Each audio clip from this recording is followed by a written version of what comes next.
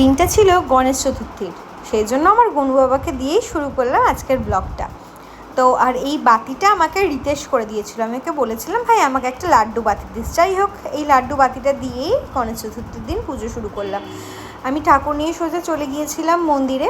তো সেখান থেকে সুন্দর করে মায়ের পুজো দিয়ে, বাবার পুজো দিয়ে, গণেশ ঠাকুর পুজো করিয়ে নিয়ে চলে আসলাম পার্লারে। তো আমি একা এত জিনিস নিয়ে যেতে পারবো না বলে সেদিনকে মাকে সাথে করে নিয়ে পুজোর সমস্ত বাজার করে গিয়েছিলাম। এবছর আগের দিন এত ব্যস্ত ছিলাম যে বাজারটাও এবছর আমি করতে পারিনি, সেটাও মা আর ভাই করে দিয়েছে। ওরা না থাকলে আমি যে কী করবো কে জানে।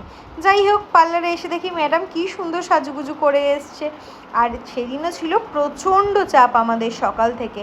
যাই হোক, ওই যে আমার অর্পিরানিও চলে এসছে, এসে এরা তিনজন মিলে বেলুন দিয়ে সুন্দর করে আমার পার্লারটাকে সাজিয়ে দিয়েছিল।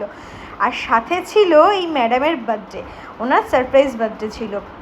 ও আশাই করেনি যে অর্পি আসবে, ও অর্পিকে দেখে একদম পুরো অবাক হয়ে গেছে। যাই হোক, খুব সুন্দরভাবে আমরা ছোট্ট করে একটা সেলিব্রেশন করলাম। শোন, তোর কাছে কিন্তু এখনও আমাদের ট্রিটটা বাকি আছে, এটা যেন ভুলে যাস না। যাই হোক, ম্যাডাম গিফট পেয়ে খুব খুশি।